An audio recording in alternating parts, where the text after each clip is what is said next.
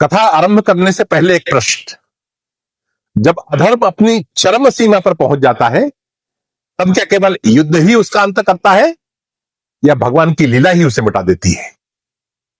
आज की कथा में हम देखेंगे कि कैसे ब्रज भूमि में बाल लीलाओं के बीच बीच में असुरों का संहार भी चलता रहा। ब्रज की शांत पावन भूमि, जहां गोप बालों की हंसी, बांसुरी की धुन और गायों की घंटियों की मधुर ध्वनि वातावरण को आनंदमय बनाती थी, परंतु मथुरा का अत्याचारी राजा कंस इस आनंद को सहन नहीं कर पा रहा था। उसने एक और दैत्य को ब्रज भेजा, इस बार कैशी नामक असुर। कैशी एक विकराल अश्व के रूप में था। उसका शरीर पर्वत के समान विशाल, नेत्र अग्नि की भांति लाल और उसकी सांसों में जैसे तूफान उठता हो।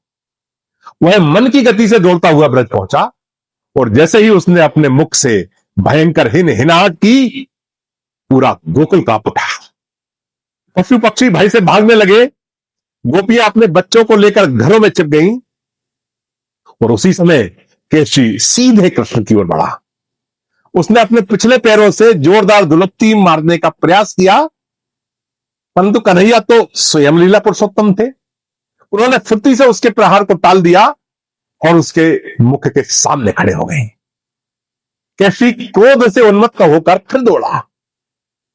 इस बार श्री कृष्ण ने उसके मुख में अपना हाथ डाल दिया।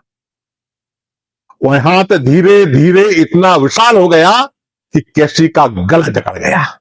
उसकी आंखें बाहर निकल आई, शरीर तड़पने लगा और अंततः वह भूमि पर गिर पड़ा निष्प्राण। इस प्रकार कैशी का अंत हुआ और देवताओं ने आकाश से पुष्प वर्षा की। कुछ समय पश्चात एक दिन ग्वाल बाल पहाड़ की चोटियों पर गाय चरा रहे थे। बाल सुलभ खेल चल रहा था। कोई रक्षक बनता, कोई चोर, कुछ बालक भेड़ों की भूमिका निभाते और हंसी ठिठोली के बीच एक नया ग्वाल बाल उनके साथ जुड़ गया, मगर वह था व्योमासुर, जिसने अपना असली रूप छिपा रखा था। वह खेल में हमेशा चोर ही बनता और धीरे धीरे वह भेड़ बने बालकों को पकड़कर पास की गुफा में ले जाकर बंद करने लगा। किसी को संदेह नहीं हुआ, क्योंकि सब इसे खेल ही समझ रहे थे। जब केवल 4-5 बालक ही शेष बचे, तब श्री कृष्ण को कुछ असामान्य प्रतीत हुआ। उन्होंने ध्यान से देखा और तुरंत उस छद्म ग्वाल का भेद जान लिया। वे आगे बढ़े और व्योमासुर को पकड़ लिया। व्योमासुर ने अपने असली रूप में आकर छूटने का प्रयास किया, किंतु कृष्ण की पकड़ से भला कोई बच पाता है? उन्होंने उसे दोनों हाथों से पकड़कर भूमि पर पटक दिया और उसके गले को दबाकर उसका अंत कर दिया। इसके बाद गुफा से सभी बालकों को सुरक्षित बाहर निकाला। उधर मथुरा में कंस की चिंता बढ़ती जा रही थी।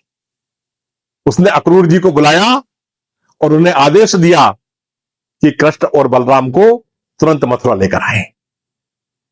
अक्रूर जी, जो भगवान के परम भक्त थे, रथ पर सवार होकर वृंदावन की ओर चले।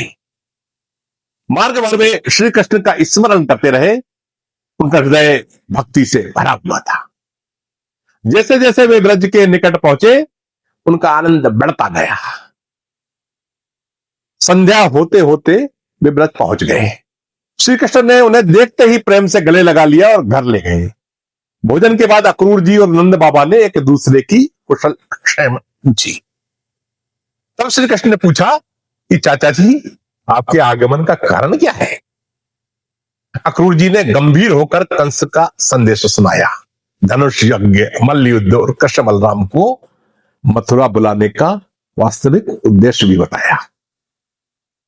यह सुनकर नंद बाबा ने सभी गोपों को बुलाया और कहा, हम सब कल मथुरा चलेंगे, कंस को गोरस भेंट करेंगे और मथुरा में हो रहे उत्सव का आनंद भी लेंगे।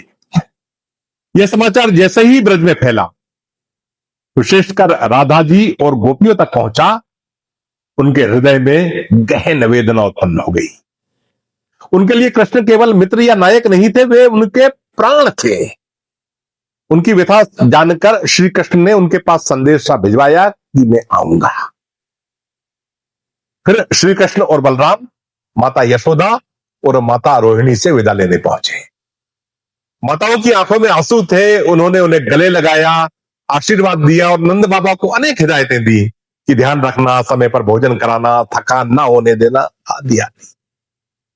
बस विदा का वह क्षण अत्यंत करुण था।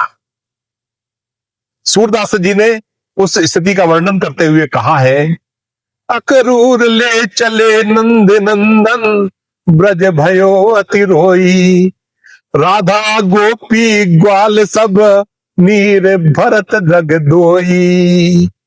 और सुनि मथुरा गमन की बात, राधा भई अधीर, और नयनन बरसत नीर, ये उपजत गहन पीर।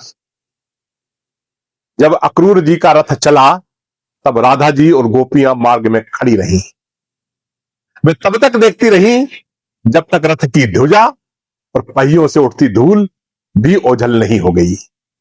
गोपियों को वेणु गीत, प्रणय गीत, गोपी गीत और युगल गीत की स्मृतियां रह रह कर सता रही थी। मार्ग में शीघ्र ही रथ यमुना तट पर पहुंचा। श्री कृष्ण ने जल ग्रहण किया। अक्रूर जी स्नान करने यमुना में उतरे। अभी उन्हें जल में श्री कृष्ण का दिव्य रूप दिखाई दिया, शंख चक्र गदा पद्म धारण किए हुए। वे भाव विभोर उठे और उनका हृदय प्रेम से भर गया और वे स्तुति करने लगे। जब वह दिव्य दर्शन अंतर ध्यान हुआ तो वे शीघ्रता से बाहर आए और रथ पर बैठ गए। रथ आगे बढ़ा। मार्ग में गांव गांव से लोग श्री कृष्ण के दर्शन के लिए उमड़ते रहे। इसी कारण मथुरा पहुंचते पहुंचते संध्या हो गई। नंद माता और अन्य गोप तो पहले ही नगर के बाहर एक उपवन में विश्राम कर रहे थे। अक्रूर जी का रथ भी वहीं पहुंचा। श्री कृष्ण ने अक्रूर जी से कहा, आप रथ लेकर अपने घर जाइए, हम आज यहीं विश्राम करेंगे। अक्रूर जी मथुरा के भीतर गए, कंस से मिले और उसे सूचना दी कि कृष्ण और बलराम नगर के द्वार तक आ चुके हैं, और फिर अपने घर विश्राम करने चले गए। हम कथा एक नए मोड़ पर पहुंच चुकी है। ब्रज की मृदुल लीलाओं से निकलकर कृष्ण मथुरा की कठोर भूमि पर प्रवेश करने वाले हैं, जहां उनका सामना होगा कंस के अत्याचार से। क्या होगा जब गोकुल का छोटा सा गोपाल मथुरा के रण में उतरेगा? क्या कंस का अंत निकट है? इसी रोमांचक प्रसंग के साथ अगले अंक में मिलेंगे। यह था कृष्ण कथा का 14वां अंक, प्रदीप शर्मा द्वारा प्रस्तुत। यदि आपको यह कथा भावपूर्ण लगी हो तो इसे लाइक करें, शेयर करें और चैनल को सब्सक्राइब अवश्य करें। राधे राधे।